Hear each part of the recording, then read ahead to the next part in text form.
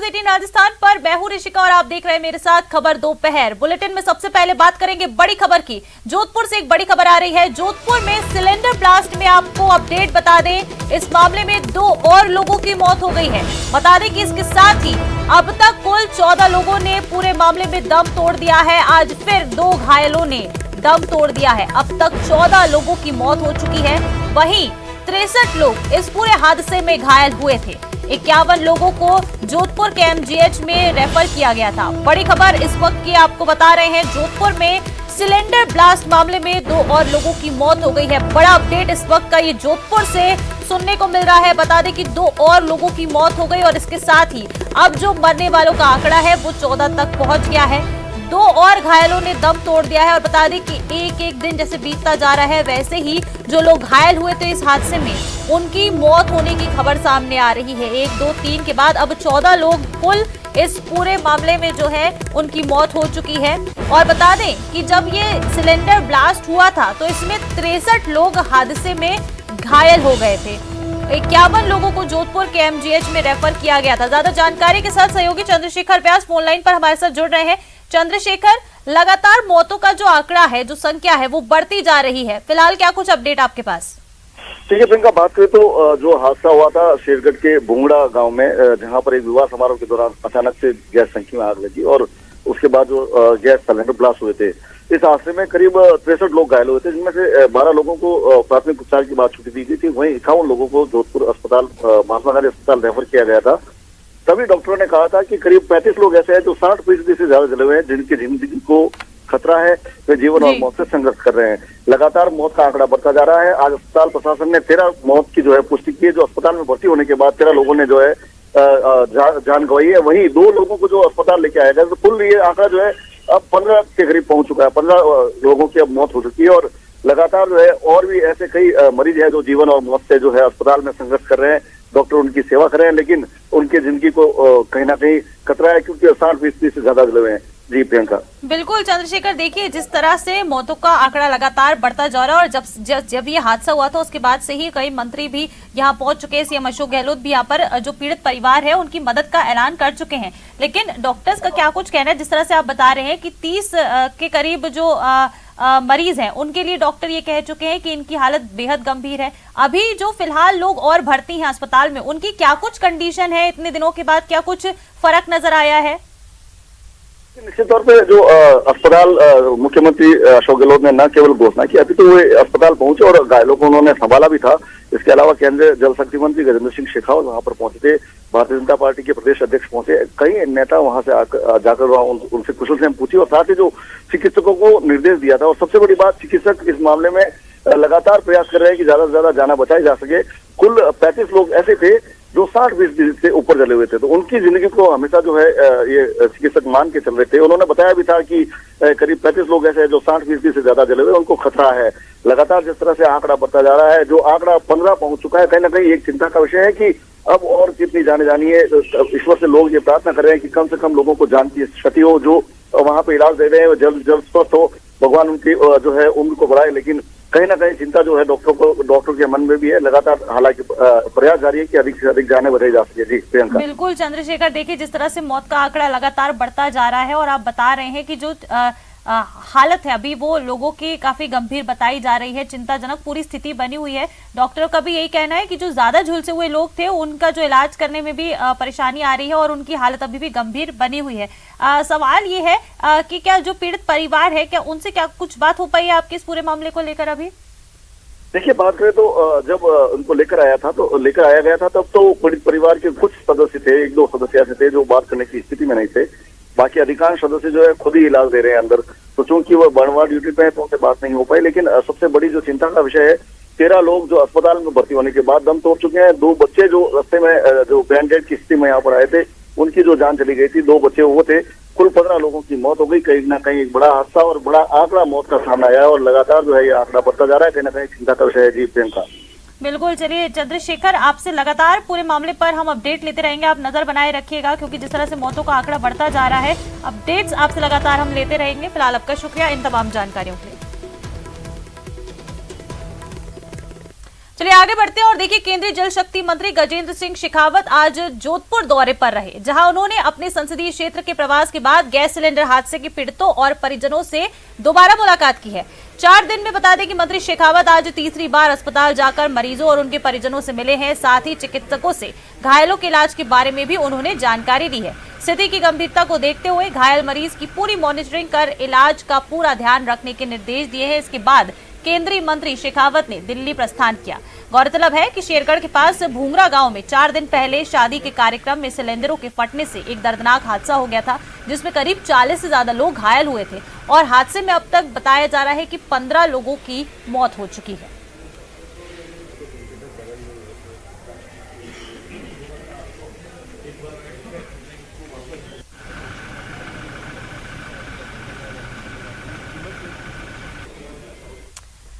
और देखिए गुजरात में सीएम भूपेंद्र पटेल का शपथ ग्रहण समारोह आयोजित किया जा रहा है, जिसमें प्रधानमंत्री नरेंद्र मोदी भी इस शपथ ग्रहण समारोह में शामिल हो रहे हैं। इसके साथ ही बता दें कि राजनाथ सिंह भी शपथ ग्रहण में मौजूद हैं और केंद्रीय गृह मंत्री अमित शाह भी मौजूद हैं। और इसके साथ ही बात करें तो 20 राज्यों के सीएम भी भूपेंद्र पटेल के शपथ ग्रहण समारोह में शामिल हैं। ये गुजरात के गांधीनगर से सीधी तस्वीरें भी आपको दिखा रहे हैं इस शपथ ग्रहण समारोह की, जहां भूपेंद्र पटेल संविधान અને કાયદા અનુસાર ન્યાયપૂર્વક વર્તીશ હું ભૂપેન્દ્ર રજનીકાંત પટેલ ઈશ્વરના નામે સોગંદ લઉં છું કે હું ગુજરાત રાજ્યના મુખ્યમંત્રી તરીકે જે કોઈ બાબત મારી વિચારણા માટે લાવવામાં આવશે અથવા મારા જાણવામાં આવશે તેની જાણ એવા મુખ્યમંત્રી તરીકેના મારા કર્તવ્યોના યોગ્ય પાલન માટે आवश्यक होय ते सिवाय प्रत्यक्ष के परोक्ष रीते कोई पण व्यक्ति अथवा व्यक्तियों करीश नहीं अथवा तेनी के तेमनी आगळ तेने प्रगट करीश नहीं। धन्यवाद।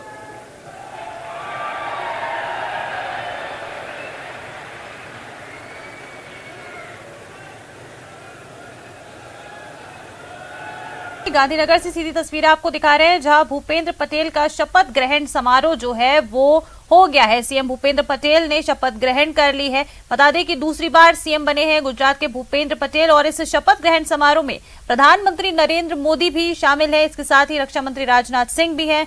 केंद्रीय गृह मंत्री अमित शाह भी इस शपथ ग्रहण समारोह में मौजूद हैं और इसके साथ ही 20 राज्यों के सीएम भी इस शपथ ग्रहण समारोह में यहाँ पर मौजूद है। और ये सीधी तस्वीरें हैं गुजरात के गांधीनगर से, आप मंच पर देख सकते हैं प्रधानमंत्री नरेंद्र मोदी हैं और यहाँ पर भूपेंद्र पटेल ने शपथ ग्रहण कर ली है और इसके बाद वो सभी से मिलते हुए भी यहाँ पर नजर आ रहे हैं। गांधीनगर से ये सीधी तस्वीरें, जहाँ सीएम भूपेंद्र पटेल का शपथ ग्रहण समारोह आयोजित किया जा रहा है, जिसमें पीएम मोदी भी शामिल होने के लिए पहुंचे हैं और ये बड़ा देखिए मंच सजाया गया है शपथ ग्रहण समारोह के लिए।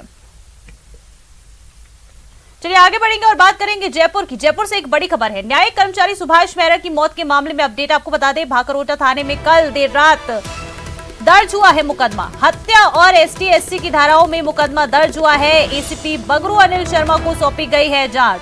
न्यायिक अधिकारी के खिलाफ दर्ज किया गया है केस। सुभाष मेहरा की बहन आरती मेहरा और संगीता ने ये रिपोर्ट दी है। न्यायिक अधिकारी पर बता दें कि हत्या का आरोप लगाया है। 9 नवंबर की रात को सुभाष की संदिग्ध मौत हुई थी। भागरोटा में जज कृष्ण स्वरूप चलाना के घर में उनकी मौत हुई थी। आईपीसी की धारा 302, 342, 370, 120B के तहत ये मुकदमा दर्ज हुआ है।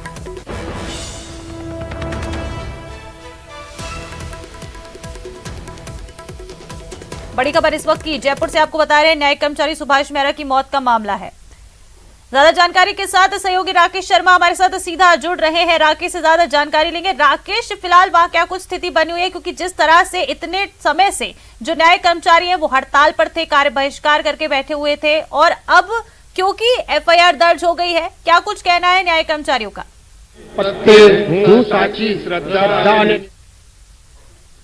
बिल्कुल, देखिए ऋषिका, हमारी न्याय व्यवस्था न सिर्फ पारदर्शी है बल्कि एक विश्वसनीय भी है।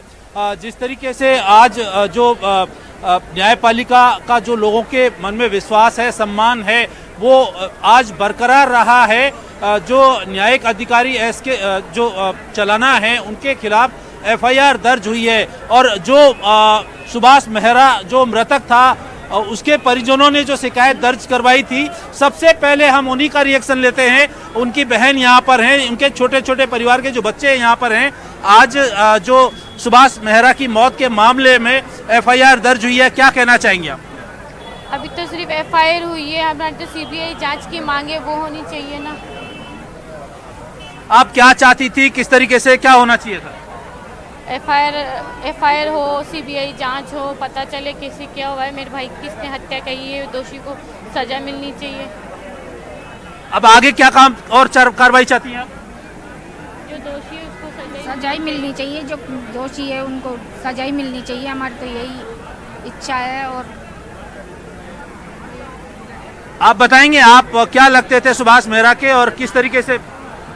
मैं सुभाष मेहरा का छोटा भाई हूँ, सुनील मेहरा। हमारी मांगे थी, फर्स्ट मांगे थी एफआईआर दर्ज हो, वो भी नाम दर्ज हो। वो एफआईआर तो हो गई, लेकिन अभी आगे और मांगे हमारी मामले की सीबीआई से जांच होनी चाहिए, क्योंकि हमें जयपुर पुलिस प्रशासन पर विश्वास नहीं है, क्योंकि उन्होंने पहले भी झूठी रिपोर्ट पेश कर चुके हैं और आगे भी वो मामले को दबा सकते हैं। इसलिए हमारी मांग यही है कि आगे जाँच सीबीआई से हो। सीबीआई जांच की आप मांग कर रहे हैं, इसके अलावा कुछ और आपने मुआवजे की बात की थी, उनको पर नियुक्ति की बातचीत, किस तरह की मांगे आपकी? सर, हमारे परिवार में मुझे नौकरी देनी चाहिए, क्योंकि मेरे भाई के बाद में मैं ही हूँ, जो भी है मेरे परिवार का पालन पोषण करने वाला मैं ही हूँ। मेरे 4 बहनें हैं, उनके छोटे छोटे बच्चे हैं। पूरे परिवार की जिम्मेदारी मेरे ऊपर, मेरी मम्मी के ऊपर है। तो मेरी मम्मी तो कुछ कर नहीं सकती, तो पूरे परिवार का पालन पोषण मुझे करना चाहिए। इसलिए मुझे सरकार से यही निवेदन है कि मुझे मेरे भाई की जगह नौकरी दी जाए, और जो भी हमारी सहायता हो सकती है राज्य सरकार से मुआवजे की, वो भी हमें मिलनी चाहिए। और इन सब के लिए मैं धन्यवाद करना चाहूँगा पूरे कर्मचारी यूनियन का, जो उन्होंने हमारा भाई के हत्याकांड का मुद्दा अपने हाथ में लिया। और आज तक ये मुद्दा अगर हम करते हैं तो हमारे को तो थाने में दबा दिया जाता, अगर यूनियन साथ नहीं होती तो हमारे को बिल्कुल न्याय नहीं मिलता। बिल्कुल, देखिए ऋषिका, देर आया लेकिन न्याय मिला है और एफआईआर दर्ज हुई है। न्याय में थोड़ा सा हमारे साथ यहाँ जो तमाम कर्मचारी यूनियन है उनके पदाधिकारी यहाँ पर मौजूद हैं, जो लगातार 24 दिन से एक आंदोलन इन्होंने छेड़ रखा है। एक न्याय की मांग को लेकर ये न्याय के मंदिर में काम करते हैं, और आज लंबा समय 24 दिन का हो गया है। आज एफआईआर की कॉपी आपको मिली है, क्या कहेंगे? मैं सबसे पहले हमारे माननीय चीफ जस्टिस साहब को और आईपीएस राम सिंह जी को धन्यवाद दूंगा, जिन्होंने इस एफआईआर में हमारा सहयोग किया और ये एफआईआर दर्ज हुई। बिल्कुल, हमारे साथ आप बताइए, जो जिस तरीके का ये मामला अभी एफआईआर दर्ज हुई है, आगे आपकी क्या मांगे हैं, किस तरह आपका आंदोलन रहेगा? अभी तो देखिए, हमारी एफआईआर हुई है, हमारी 6 सूत्रीय मांग थी।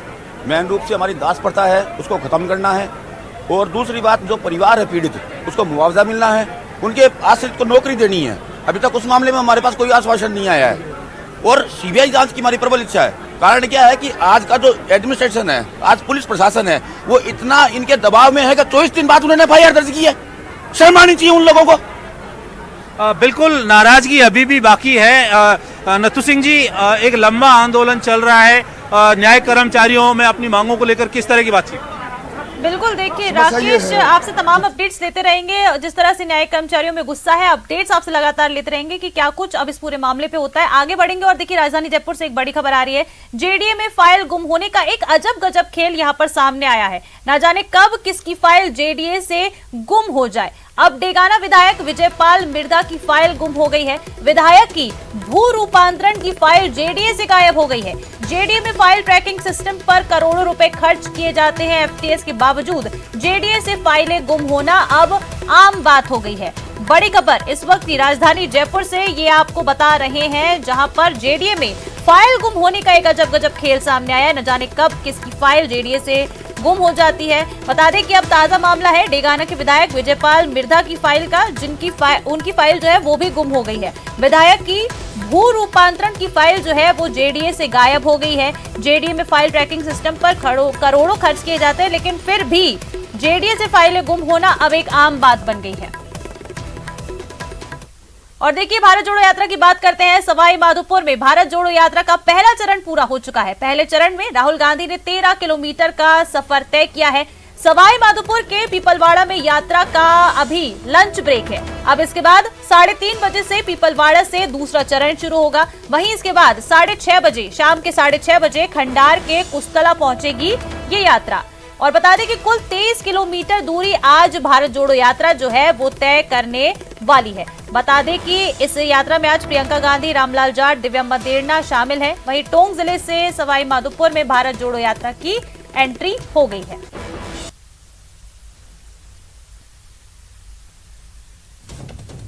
और ये दो तस्वीरें आपको अब आपके टीवी स्क्रीन पर दिखा रहे हैं। आज भारत जोड़ो यात्रा में महिलाओं के लिए बता दें कि आज का जो दिन है वो रिजर्व किया गया है। पार्टी की कई महिला कार्यकर्ता इस यात्रा में शामिल हैं। वहीं यात्रा को डबल पावर देने के लिए उनकी बहन और कांग्रेस की महासचिव प्रियंका गांधी भी पहुंची हैं। इस दौरान गांधी परिवार राजस्थानी रंग में दिखाई दिया है। आपके टीवी स्क्रीन पर इस वक्त आपको दो तस्वीरें दिखा रहे हैं। पहली तस्वीर में बेटियों के साथ गांधी परिवार दिखाई दे रहा है, जबकि दूसरी तस्वीर कांग्रेस महासचिव प्रियंका गांधी की है, जिसमें उनका एक नया अवतार ही देखने को मिल रहा है। प्रियंका ने पारंपरिक लोक नृत्य कलाकारों का डांस देखा और उनके साथ झूमकर प्रोत्साहित वो भी हो गई। इस दौरान बता दें कि राहुल गांधी और प्रियंका के पति रॉबर्ट वाड्रा भी मौजूद रहे। दो तस्वीरें आपकी टीवी स्क्रीन पर राजस्थान में भारत जोड़ो यात्रा की दो तस्वीरें हैं जो आपकी टीवी स्क्रीन पर आपको दिखा रहे हैं। एक तरफ यात्रा में आपको गांधी परिवार दिख रहा है, वहीं दूसरी तरफ राजस्थानी परंपरा भी यहाँ देखने को मिल रही है।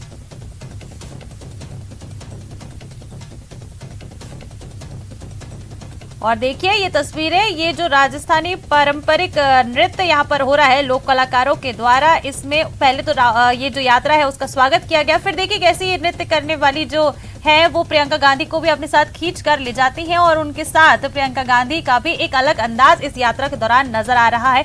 वो ये जो लोक कलाकार है इनको यहाँ पर प्रोत्साहित करते हुए प्रियंका गांधी वाड्रा नजर आ रही है। ये राजस्थान का नृत्य जो है वो यहाँ पर देखने को मिल रहा है। और सवाई माधोपुर से तस्वीरें हैं जहाँ प्रियंका गांधी वाड्रा का एक अलग अंदाज देखने को मिला, जहाँ इस यात्रा का स्वागत राजस्थान के पारंपरिक नृत्य के साथ किया जा रहा था, तो इसमें प्रियंका गांधी भी शामिल हुई।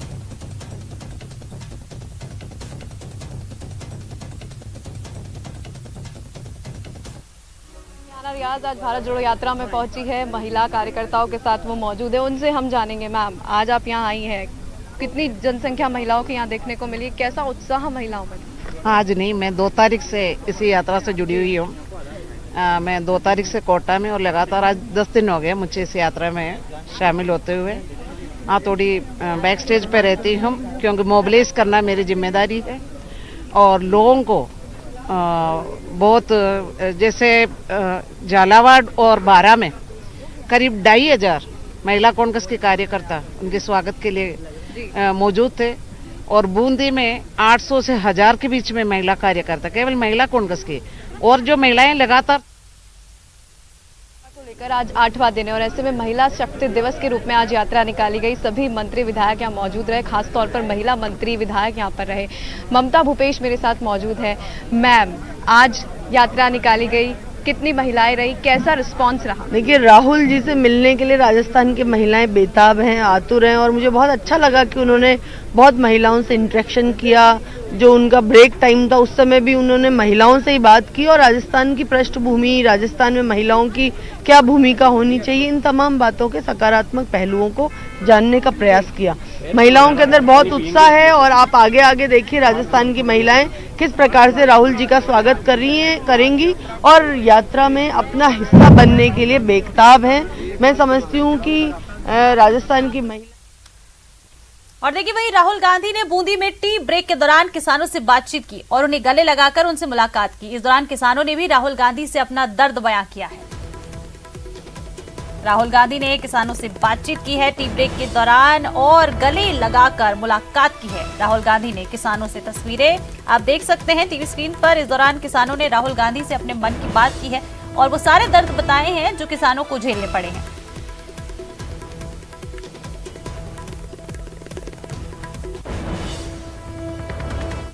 आगे बढ़ेंगे और देखिए गहलोत पायलट पर जयराम रमेश ने भी एक बड़ा बयान दिया है। उन्होंने कहा है कि दोनों नेता पार्टी के लिए जरूरी हैं। गहलोत पायलट कांग्रेस के लिए एक एसेट है, ये जयराम रमेश ने कहा है। उन्होंने कहा कि दोनों नेता मिलकर काम कर रहे हैं, ऐसा जयराम रमेश ने कहा है। कोई लड़ाई नहीं है, कोई लड़ाई नहीं है, कुछ मतभेद है।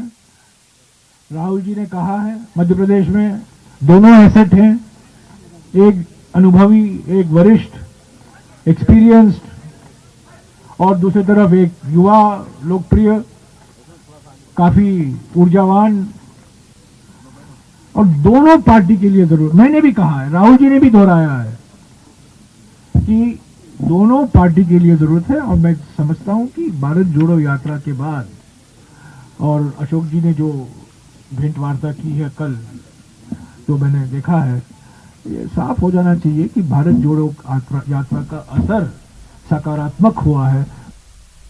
और देखिए इस बीच एक बड़ी खबर भी आपको बता दें, सीएम अशोक गहलोत सवाई माधोपुर पहुंच गए हैं। कुशतला में बता दें कि सीएम अशोक गहलोत का हेलीकॉप्टर उतर गया है। भारत जोड़ो यात्रा में अब शामिल होने वाले हैं सीएम अशोक गहलोत। कुशतला से राहुल गांधी की यात्रा में मुख्यमंत्री अशोक गहलोत शामिल होंगे। बड़ी खबर आपको बता रहे हैं, मुख्यमंत्री अशोक गहलोत सवाई माधोपुर पहुंच गए हैं। यहां कुशतला में सीएम अशोक गहलोत का हेलीकॉप्टर जो है वो लैंड हुआ है।